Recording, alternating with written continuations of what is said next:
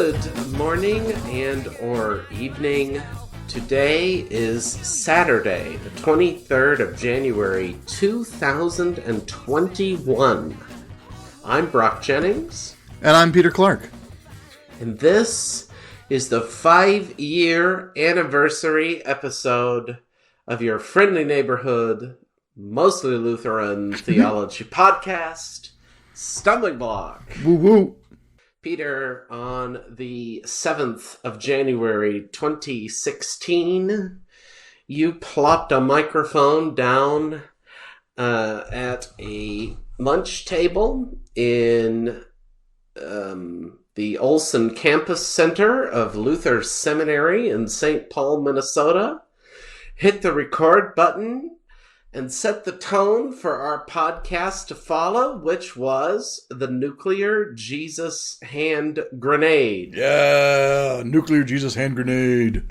From the very beginning, we set this up as the blend of the academic and the practical. Yep. The pious and the impious, the reverent and the irreverent. And I'm not saying that, one of us is one and one of us is the other. I'm saying everything's a mix of everything. Mm-hmm.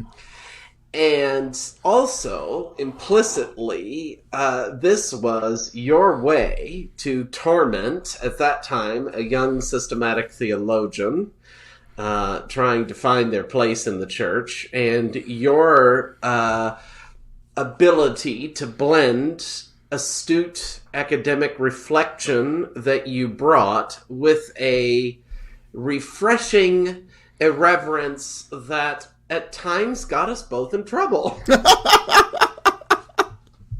Yes. I have never regretted that day at Luther Seminary. I hope you haven't. No, absolutely not. Even in the slightly shaky time when we had a little bit of resistance against our method early on, and that helped us grow and refine it, I think. Mm-hmm. But I think in the end, we're still putting the microphone down and hitting record. Oh, absolutely.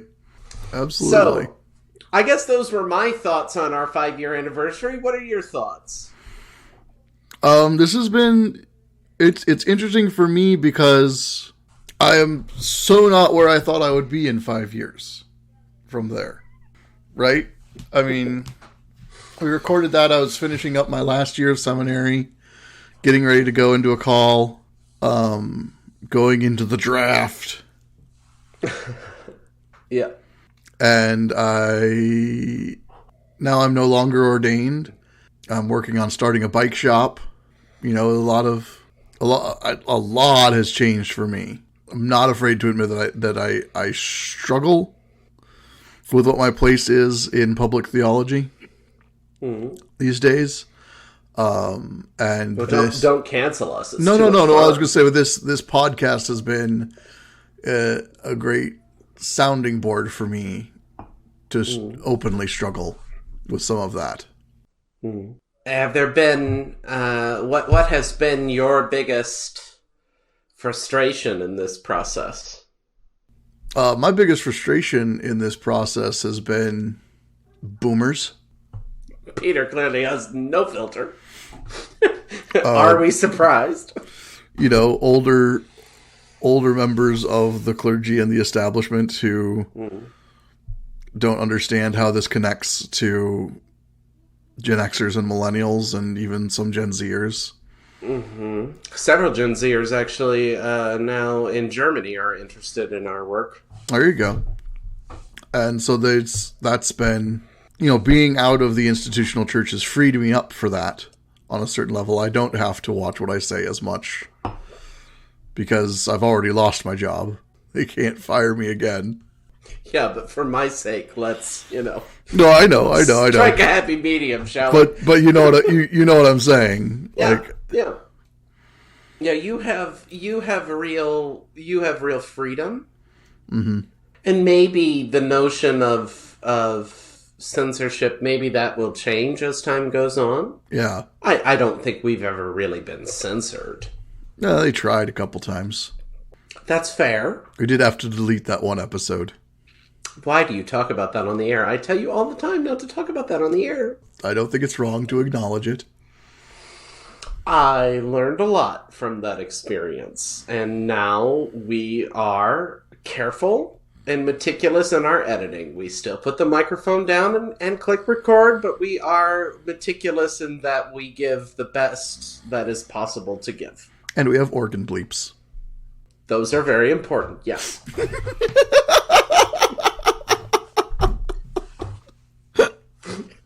Yes, indeed. Yes, indeed. Other thoughts? I don't know. It's interesting related to all of this. I'm moving this summer. Mm-hmm. I'll get my sweatshirt back, maybe? Maybe, if I find it.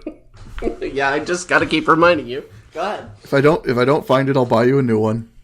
Okay. He said that on the last episode, too, but I figure if I keep, needling him, he'll definitely not forget to send me my sweatshirt. Right. And one of the things I'm going to have to do, and there's just really no getting around it this time, I'm going to have to go through my theology books and figure out what I want to keep and what I don't, and what I'm going to do with things I don't keep. You will, of course, keep Professor Moltmann's autobiography. Well, yeah. No, but the books I bought for seminary and things like that. What, like Brueggemann's Theology of the Old Testament? Probably keep that one. What's one that you think you'll get rid of? I don't know. I don't even remember what all I have. I'll probably get rid of some commentaries. Because I don't really need those anymore.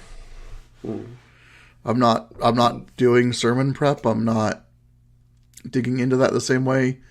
You could also rebuy that on Accordance. Right. Well, exactly.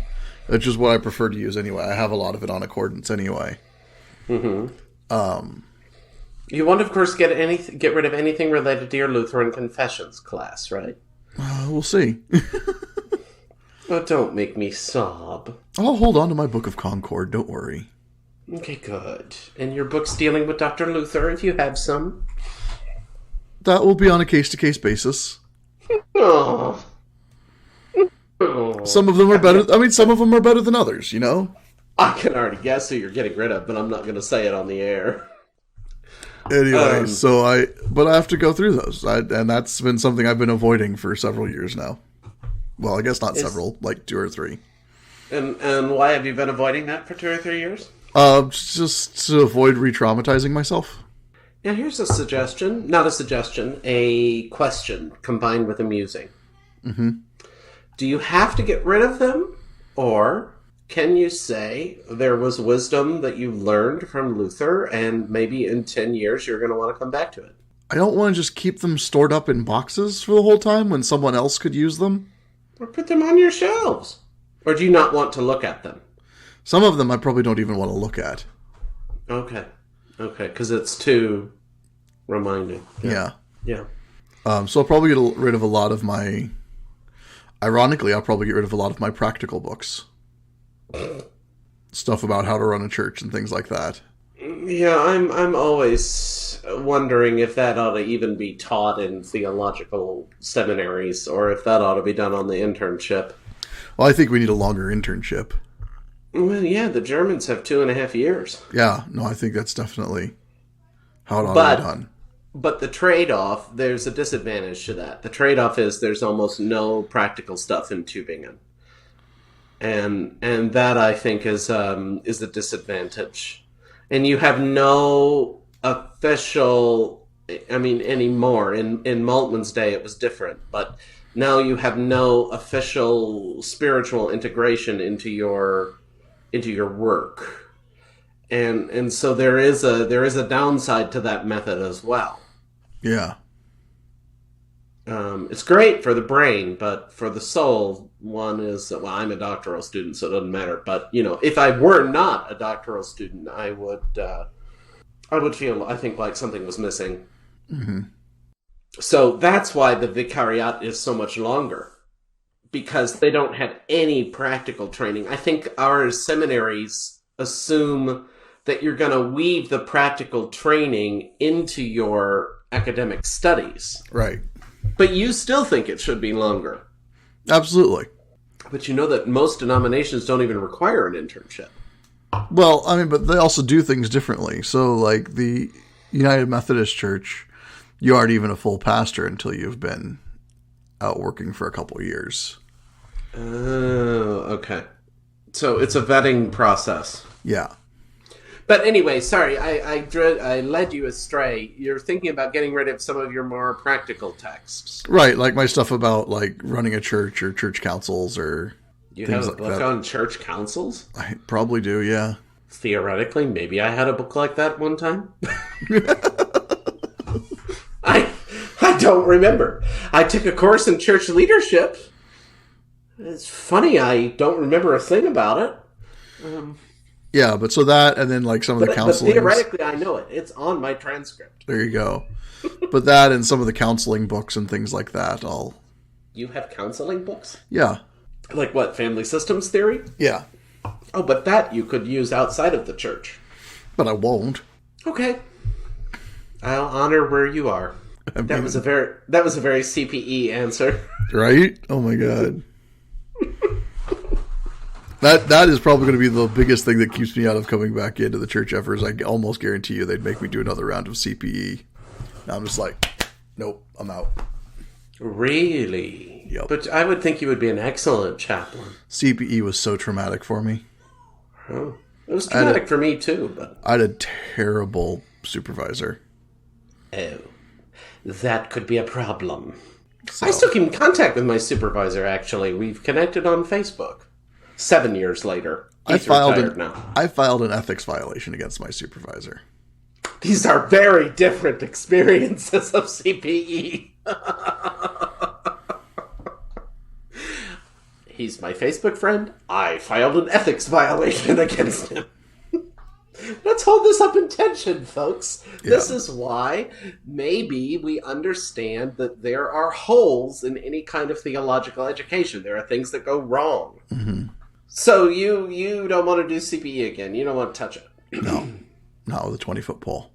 Okay, then. And I'm assuming you don't feel quite as bad about internship? No, I don't feel quite as bad about internship. I still wouldn't want to do another one, but I don't feel quite as bad about it. But they pay you. They give you insurance. They give you housing. They do as little of that as they deem possible. Okay, fair. I lived in a studio apartment above a parishioner's garage, but it was wonderful. Right, but I'm married with a family. They would make me... I would stay on my wife's insurance. That's interesting. I would say they ought to pay you the same kind of allowance they would pay anybody. Nope. The church always tries to get things for free, doesn't it? It certainly does. Excuse me for sounding like a capitalist, but I actually think this is a matter of justice. Mm-hmm. That you end up being undercompensated for things. It's just as rampant in the seminaries, by the way. My faculty at PLTS was notoriously underpaid. Oh, yeah, absolutely. I don't know about the other institutions, but at PLTS it was horrible, and they were wonderful, committed teachers of the church, but they were not compensated adequately. No, probably at least $15,000 lower than what they should have been. Oh yeah, absolutely. I think it's okay at Luther. I think Luther does a better job at that. And I don't know I don't know anything about what's going on in Berkeley now, but I just know that was the case when I was there. Right. And I don't know about LSTC. Like I say, I only know about PLTS. That to that time it was really unfair. Yeah, I thought. But of course, when you're dealing with institutions that are so small, how do they have the money anyway? Right. With LSTC, given the cost of living in Chicago, I don't know how they wouldn't underpay the professors. I'm sure they underpay them because I would guess that theological institutions that are freestanding in the States would tend to underpay. Absolutely. And you know what? What comes from that estimation is just thinking when I was a doctoral student at LSTC, I was only getting a half tuition scholarship. I wasn't even getting my tuition paid for. Right. And I'm not saying LSTC is bad. I'm very glad to, in the long run, that I for my time there. But that's insane. Yeah. That you would have a PhD program and not pay for it. I mean, and not pay the scholar who you have admitted into your program fully. And the Graduate Theological Union in California is the same way. That's generally 60% tuition, and then the rest you pay. And then, like, I don't know, very few, 8 people maybe, if that, and it might be even fewer than 5, get a special merit full tuition scholarship. Mm-hmm. But none of that is living costs. And the Bay Area, even since I was there, when I was there, it was ridiculous. Now it's beyond ridiculous. The New York Times has done a study on this, on all the people moving en masse out of San Francisco. Mm-hmm. Because and Berkeley's no better than San Francisco. No. So yeah, I mean, it goes to show. I think it's a systemic problem. If you're seeing that your doctoral students are not getting paid, you can't tell me the faculty's getting compensated. Right. Adequately. That's just my guess. Yeah. But I think Luther is doing all right. In there, I don't know if you know anything, but I don't. I don't pay attention to those things, to be honest. I mean, I guess I do, because it is my intent someday to teach at a seminary. Right. I don't know that I'm going to start there. I think it's likely that I won't start there. I will probably do something in some other arm of the church. I don't know. And maybe even now that I'm doing a doctorate at a research university, I might even look at applying to a research university post my dissertation. But I think eventually, someday, somehow, if it's 10 years, if it's 20 years, who knows, whether it's in Germany or in the States or somewhere else, I think I will end up at a seminary. I see that as my real vocation, and something I really, really love. I mean, I love the university too, but I spent 8 years in seminaries. You just can't. Mm-hmm. That's just in me. That's never going away. Right. It's it's like a wart. You can't get rid of it. Only it's a good wart. It's a good wart.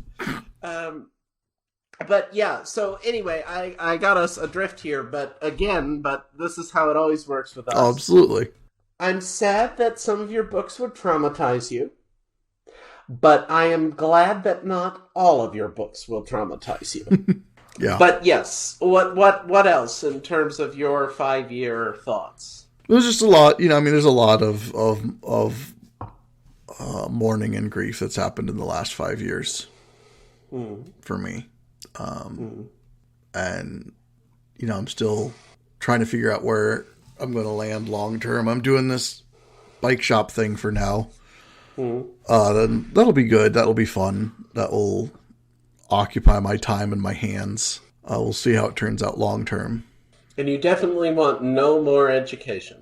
Definitely want no more really formal education. I'm hoping next summer to go out to Oregon and take a 2-week bike class. Oh, cool. So get a certification as a bicycle mechanic. If you're interested, I bet they're in German, though. Do you know German? No. Damn. Okay. I was going to say, you could probably do some stuff over here if you were interested by Zoom and everything. No. Just offering. Yeah, no thanks. But yeah, so I'm hoping to go take a 2-week bicycle mechanic certification course, which will then be my second sort of oddball certification. I think I'm going to ask you what your first oddball certification is, but before I ask you that, I'm going to say I think maybe you ought to take some German classes at the Goethe Institute in your area so that you and I can read Karl Barth's Church Dogmatics together. 9. Why does everybody say that to me? None of my friends will read the Church Dogmatics with me. Am I that horrible of a reading partner? No, it's the Church Dogmatics are that horrible of a thing to read. Why does everybody think that but me? Because you're special, Brock. Thanks. You've been saying that since the day we met. Okay. So your second oddball certification will be your bike shop class. What is your first oddball certification? I'm an International Association of Specialty Coffee certified barista. That's right, and you've said that before on here. I probably have. And that explains why you're a coffee snob. Yep. I'm so much of a coffee snob, I don't drink coffee. Wait, what? Did you give up coffee? No, I'm incredibly picky about my coffee. Yes, I know that. You're horrible with that. So picky that I generally don't drink it because no one makes it right. But how do you, get up in the morning? Mountain Dew. Oh, jeez. I thought in our last episode, you said, because listeners, just in case you're wondering, if you're thinking, wow, Brock has no life sitting and listening to all these old episodes. No, I always have a listen to our rough cuts before we air them. I vet them the last time. You said that you were tolerating drip coffee in order to help curb your Mountain Dew habit. Yeah, it didn't stick. Okay, so that switched in a month. Okay. Yep. It didn't stick. Okay, so you are so picky that nothing that the mere mortals make in terms of coffee can appease you. I probably won't regularly drink coffee again until I have my own espresso machine. How much do those cost? $200 or something? Okay then, apparently not. Oh, the baseline for me starts around 4 or 5. Okay, how much, if that's the baseline, how much does the one you want cost? All grand. So is Kate gonna let you have that as your birthday and Christmas and anniversary gift one year? Maybe, we'll see. Okay. Yeah. Wow. You're not allowed to do that. It's not even noon. And I translated church Latin for 2 hours this morning, so I'm allowed to do it. Oh, church Latin. Want me to read you some? No. Okay, just thought I'd offer. That's the other thing. You want to translate some Latin with me? Maybe? I don't know. Okay. I'll keep you in mind, because I'm going to try to do a reading exam in Latin in July. Okay. Part of that, coming to Tübingen, you got to have Greek, Yep. Hebrew, and Latin. I was going to do Latin at LSTC anyway, but... So, anything else for your 5-year? I don't know. Things are weird. Yeah, they are. Yep. I guess I will go then, since I listened to our first episode. Yeah. I never would have envisioned that I would be where I am 5 years ago. Never. Not in a million years. There was a lot of grief for me as well. Particularly when I withdrew from candidacy, not once, but twice. Got to do everything extra, Right. And it was, it really was an issue of timing, and the way the system is set up in the States does not really work well if you want to be a scholar and a pastor. Yeah. And that you want to do the former before the latter. That gets tricky with rules, and and it cost a lot of money, and so that obviously was not good. Although the pandemic has been very good to my student loans, actually. Yeah, right.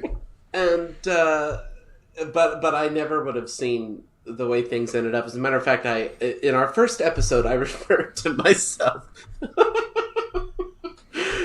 Oh, sorry. I referred to myself as a German evangelical. Yes. In the sense of evangelisch. Oh, God. And I referenced Maltman twice. and here's what I didn't realize at the time.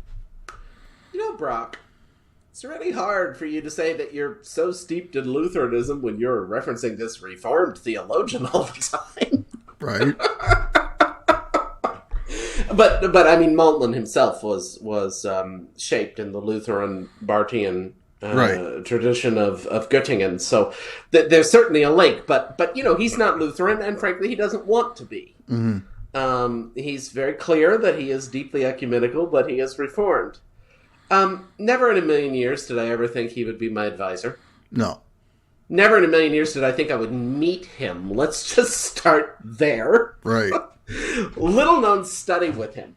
But when I listened to that episode, I just said, oh, kid, you so belong with Jürgen Moltmann in Tübingen. He is like the person for you that you need to be studying with for your PhD. That's what I told my 5-year younger self. And I'm very amused that I refer to myself as kid. But, I was a kid.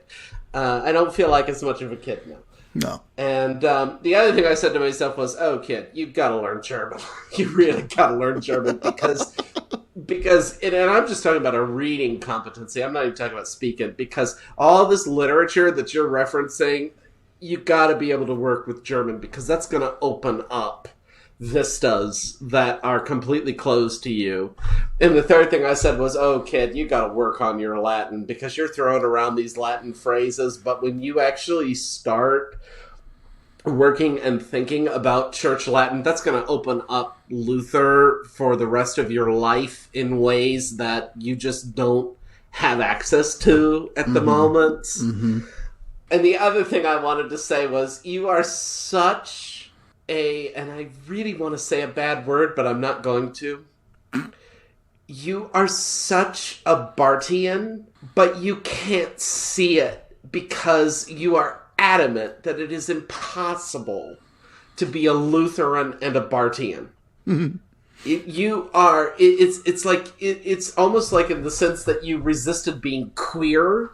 Mm-hmm. You are resisting the fact that you are a Barthian. And the constant, unending Christocentrism, and you're looking everywhere else but in Barth, who is the person you need to be in dialogue with. Mm-hmm. But you're looking at all these other people, and you're trying to play with the liberals. And, I still, really, I will always have a deep love for Rudolf Bultmann, but, I'm sitting there going, you're in Bultmann, you're in Tillich, you're in Skillebeck, you're in Rahner, you're in all these thinkers, and you are purposely ignoring Barth. And actually, Moltmann picked up on that too.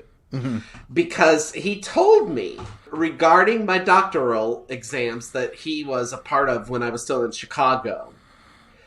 He said, I noticed your neglect of Karl Barth. And he never let me neglect Karl Barth again. No. Never. And so now I am happy to say that I work within a so-called Lutheran Barthian tradition, which, again, Moltmann is perfect for this because that's who his teachers were.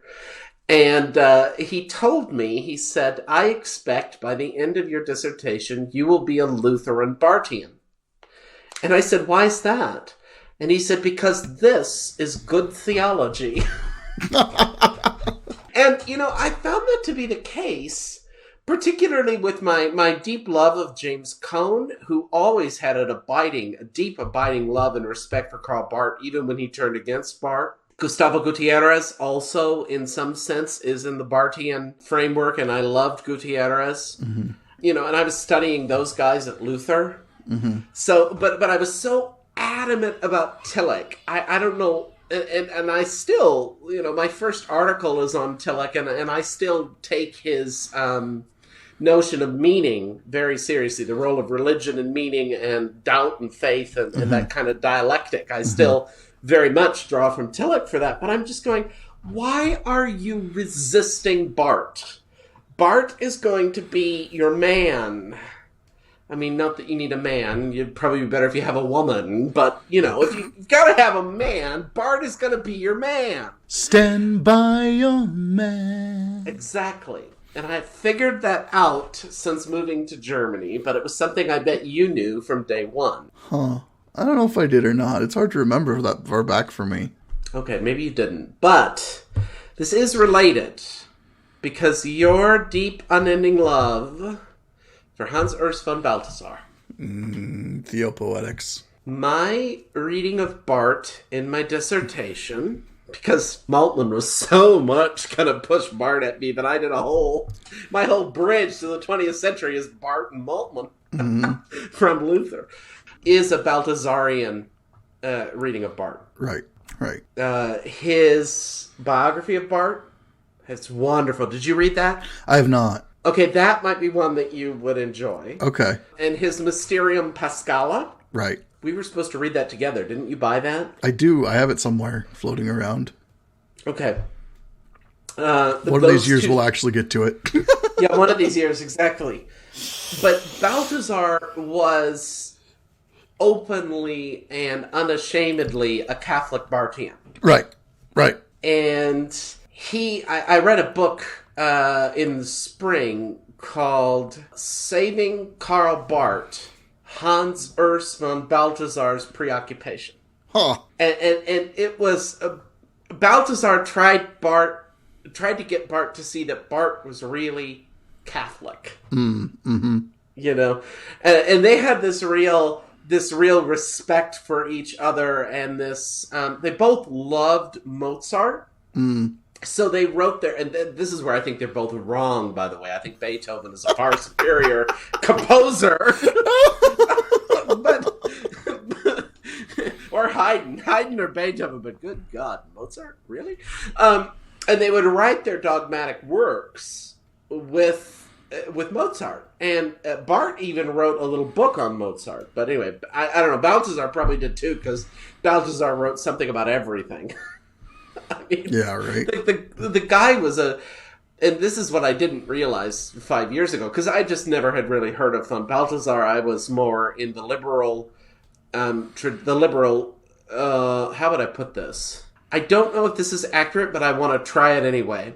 The left Hegelian tradition of Rahner, rather than the right Hegelian tradition of Balthasar. Mm-hmm. Don't know if that's accurate, but somehow I think that might be what I'm trying to get at. Okay. And I was so concerned with disproving that the Bible was the Word of God for some reason. Right. I remember that. Thanks for that. I see you're holding something in your hand to remind me. Perhaps you want to tell our listeners that story in case they've forgotten? Oh, well, early on in our friendship, Brock and I were debating whether or not the physicality of the resurrection of Christ. Mm-hmm. And to make my point, I'm not saying this is a great way to make my point. It really wasn't. You scared me that day. But it was a hilarious way to make my point. Glad you thought it was funny. Threw a pen at Brock. As I would have been able to throw a pen at the resurrected Christ.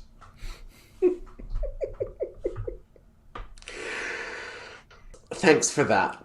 Yep. Thanks for that. I think that sums up that encounter fairly accurately. I think that does. But, Peter, listeners, Peter still sends me text messages with pens occasionally. I do. Occasionally. Although you haven't done it as much lately. Maybe I've abandoned my... I am... How do I put this? Not as heterodox as you used to be? I was never heterodox. Really? Well, one person's orthodoxy is another person's heterodoxy and vice versa. But anyway. Fair enough. Not as heterodox as you used to be. That hurts.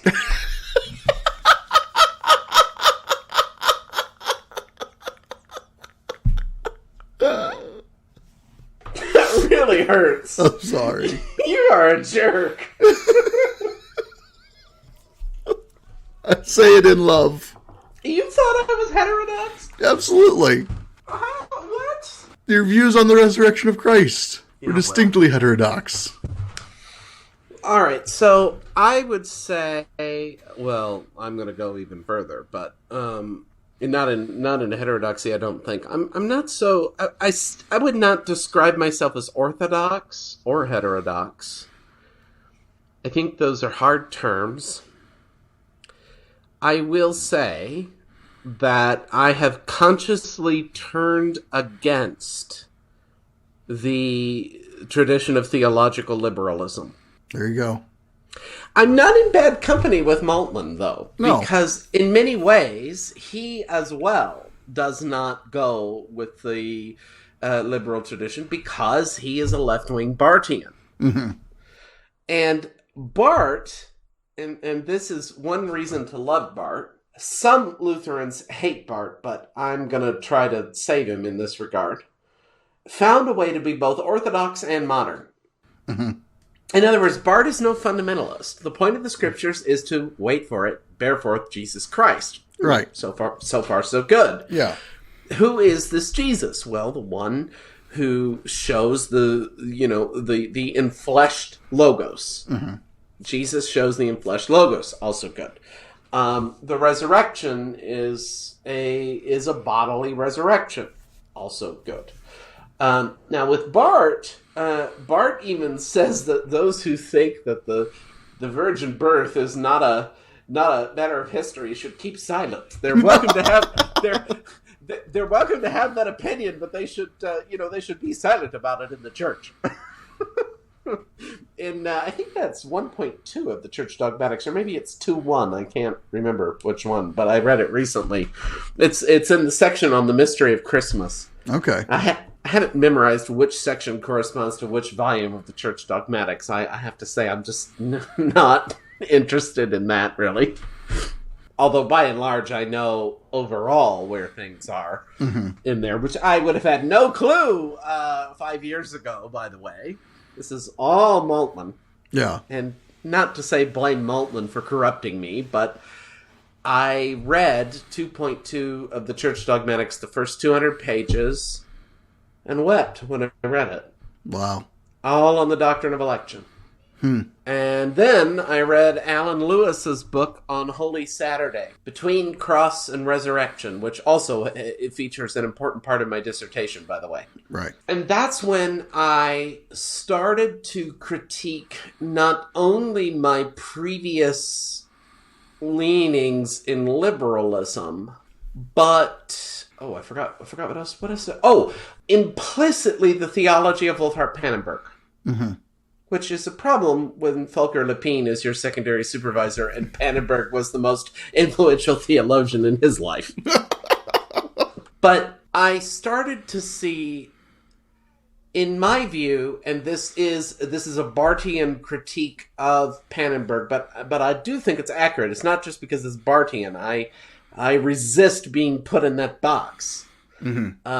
Because boxes are hegemonic, but I really don't think Pannenberg emphasizes well enough that it is decisively the crucified Jesus, the Jesus who died on Golgotha in scandal, that it is he who is raised. Right. And who is Lord. And at least in the Jesus, God, and Man, which really is a great book on a Christology from below, he does not emphasize that the resurrection is a matter of eschatological promise. Right.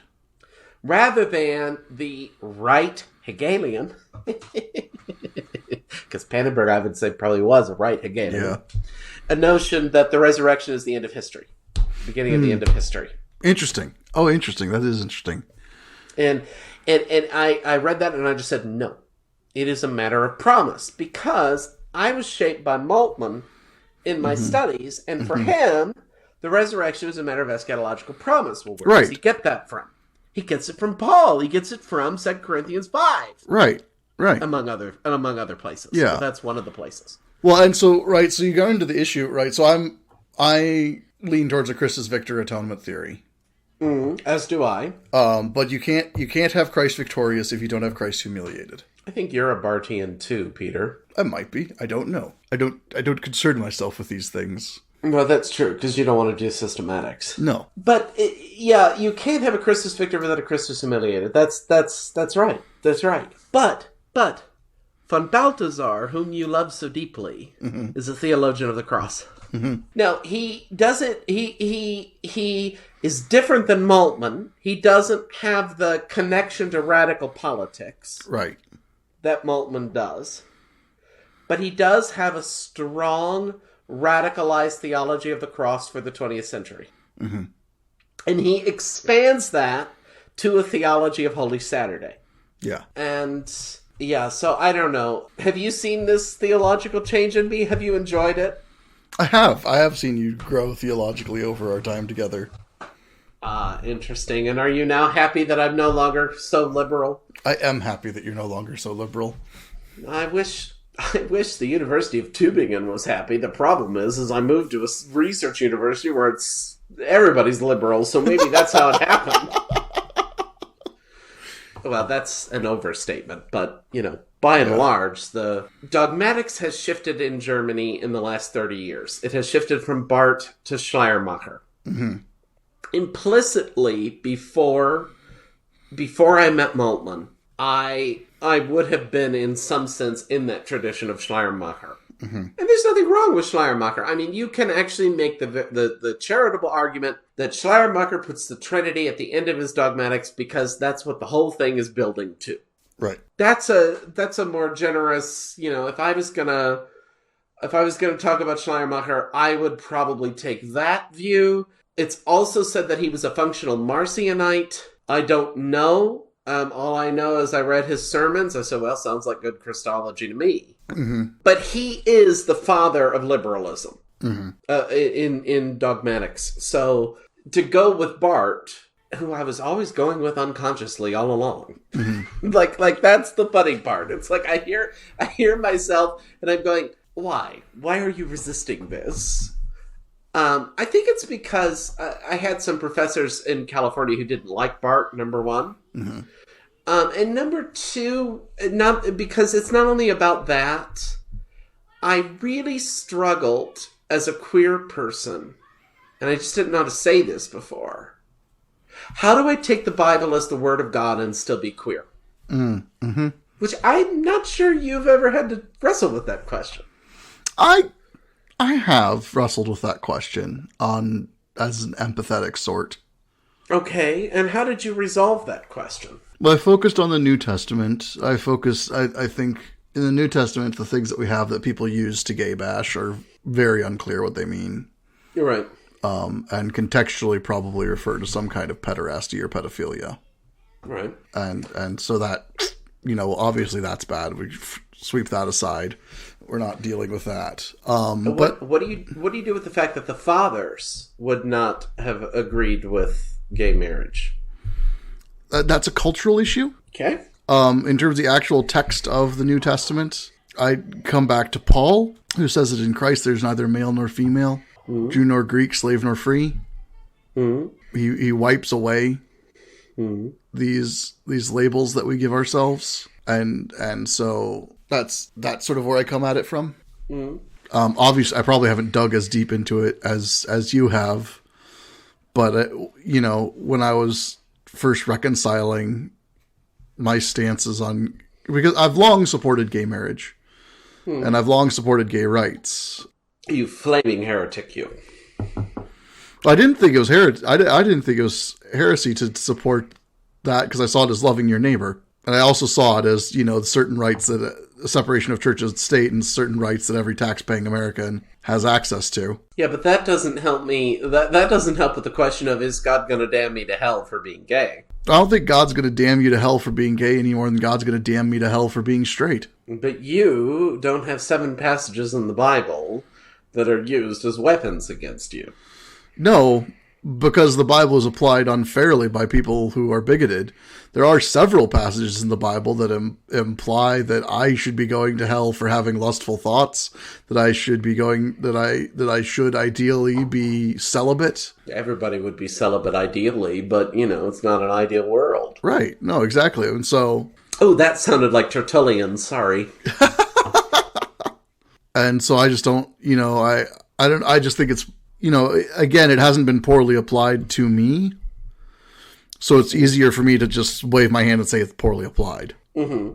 Yeah, and I acknowledge that, but I think in large part those quote 7 passages are poorly applied. I've been doing some research on sexuality and ethics in the church. Uh-huh. As you know, I sent you my manuscript as I have it so far. I do know, but our listeners don't know. Yeah, I still don't know what's going to come of it. I haven't worked on it in a hot minute. You tried to get me to work on it with you. I said I got a dissertation to write. I know, I did try to get you to work on it with me. If I wasn't doing a dissertation, yes. But I am not Hans Urs von Balthasar. I do not have the work ethic to write so many different books about so many different things. Yeah. And so there was a thing that I discovered doing some research into Leviticus 20:13. If a man lies with a male as with a woman, yada yada. That my father was taught at a conservative seminary that I was not at a liberal one. Interesting that you call Luther liberal, but okay. Compared to where my father went to seminary. Okay, well, all right. All right? In that text, the NRSV says if a man lies with a male. It uses two different words. And that's notable because it actually in the Hebrew it uses two different words. If an ish lies with a zakar. And ish is often used with professions. It's a fully realized individual man with autonomy. Zakar, first of all, is not always used to apply to humans, even. It's just a generic male. When it is used to apply to humans, in fact, even earlier in Leviticus, it refers to children, to unrealized, to males without agency. And so there's a power dynamic being decried in Leviticus 20:13. I like that. And so no one taught me that. I brought it up. I pointed it out to my dad. And he was like, well, yeah, they taught us that in biblical Hebrew. And I was like, they didn't teach me that in biblical Hebrew. And this is Leviticus 20:13 in specific? Yeah. Let me just, I upgraded my accordance to Accordance 13. There you go. I haven't upgraded mine yet because I don't actually use it for work anymore. Oh, well, you were the one that told me I always had to keep updated with accordance. Yeah, because it's part of your work. It is? Yeah, surely you're still referencing the Bible. I am? One would hope so. Zakar, here we go. Oh, I got a verb form. I want a noun form. Hold on. Still got a verb form. Okay.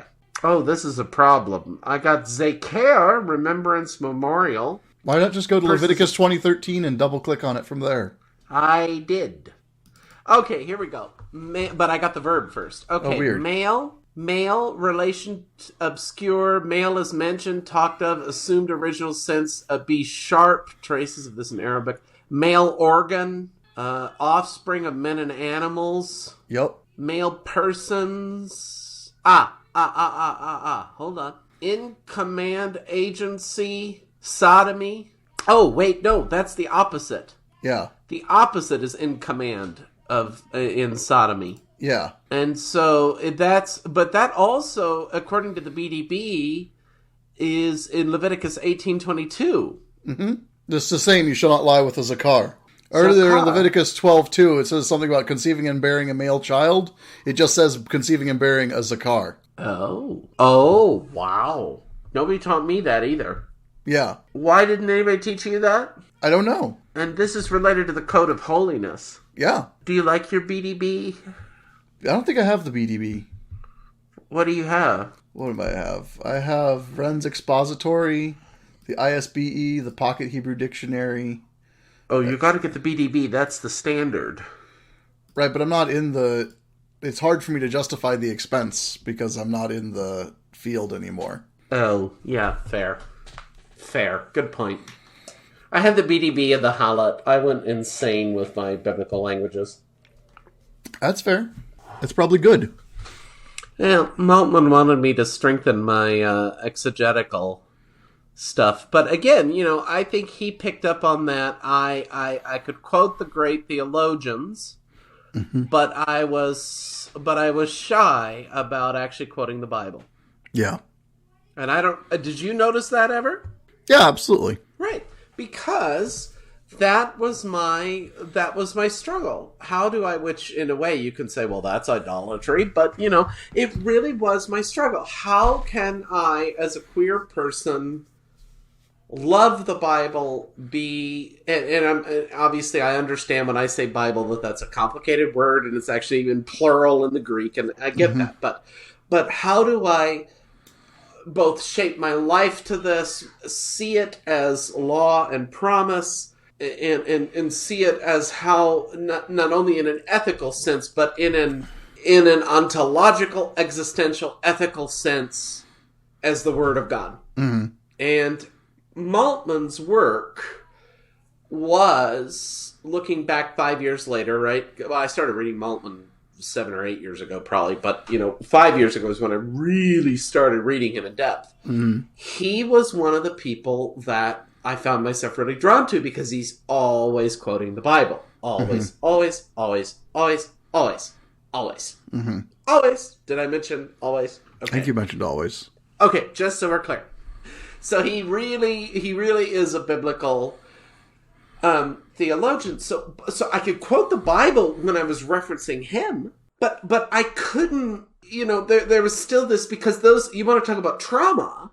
Those 7 passages, I would say, were deeply traumatic for me. Mm-hmm. No, I believe that. And so it's only been, and part of it too is meeting Linda Thomas as well. I mean, the whole womanist tradition in theology, they're all, even though they all of them obviously read it differently. Particularly Dolores Williams would be one who would critique she would be more interested in the life and ministry of Jesus, but they're all deeply shaped by the Bible. Mm-hmm. And so that was a big part of it as well. But then again, I have the problem of, well, I can do it if I'm reading Kelly Brown Douglas, let's say, but I can't do it if I'm just by myself. Mm-hmm. That has changed for me since I have come to Tübingen, and it has changed.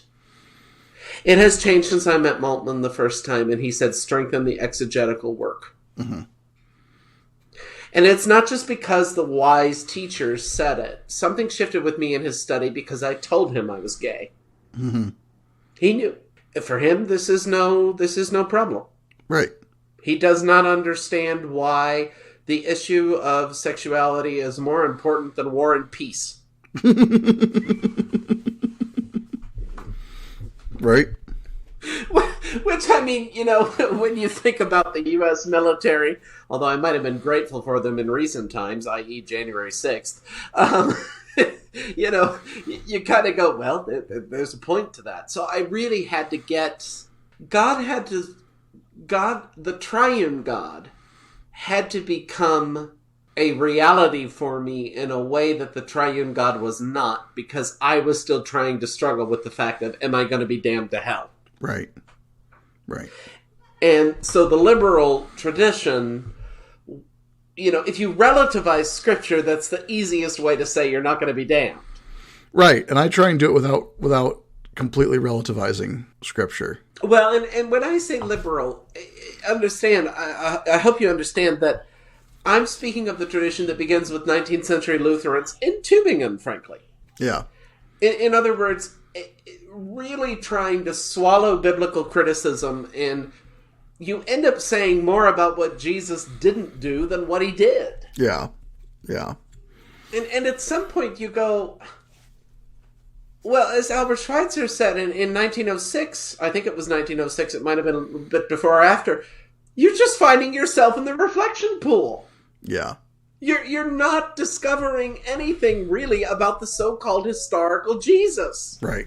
Right. And so when Alan Lewis, in his book, when he talks about the Gospels, the stories that they're telling about the cross, burial, and resurrection of Christ are meant to be, quote, get ready for this because I think you're going to like it, history-like. Mm-hmm. In other words, we should take them seriously for what they say. Yes. Rather than asking how white women... Right.